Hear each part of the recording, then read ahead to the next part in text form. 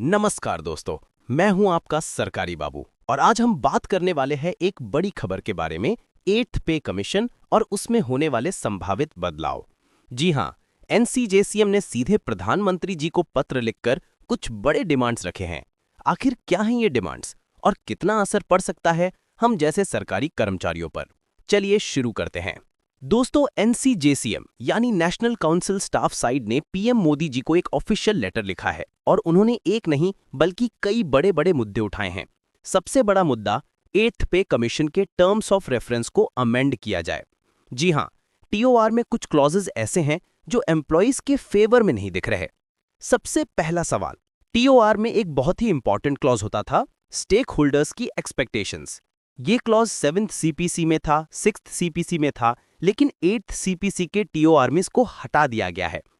एनसीजेसीएम का कहना है कि जब एम्प्लॉइज की एक्सपेक्टेशंस ही नहीं लिखी तो उनकी प्रॉब्लम सुनेगा कौन। इसीलिए उन्होंने डिमांड किया है कि इस क्लॉज को तुरंत वापस ऐड किया जाए। दोस्तों, अगला बड़ा डिमांड, ओल्ड पेंशन स्कीम का रेस्टोरेशन। एनसीजेसीएम का कहना है कि 26 lakh central government employees NPS से परेशान हैं, क्योंकि उनको रिटायरमेंट के बाद गारंटीड पेंशन की श्योरिटी नहीं मिलती।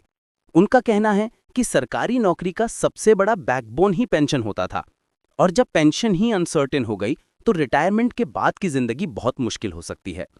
दोस्तों, सिर्फ वर्किंग एम्प्लॉयज ही नहीं बल्कि रिटायर्ड पेंशनर्स की भी एक बड़ी प्रॉब्लम है, पेंशन रिवीजन। एनसीजीसीएम ने पीएम को बोला है कि जो लैक्स ऑफ पेंशनर्स हैं उनकी पेंशन को रिवाइज किया जाए ताकि वो महंगाई के इस दौर में लंगड़ा करना रह जाएं। टीओआर में एक लाइन लिखी गई है, unfunded cost of non contributory pension schemes.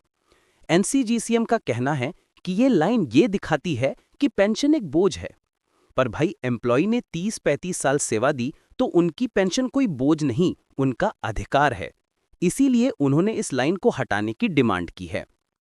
एनसीजेसीएम ने सरकार से एक और बड़ा सजेशन दिया, 8th पे कमीशन को 1 जनवरी 2026 से लागू करने की ऑफिशियल डेट अनाउंस की जाए और तब तक एम्प्लॉइज और पेंशनर्स को 20% इंटरिम रिलीफ दिया जाए।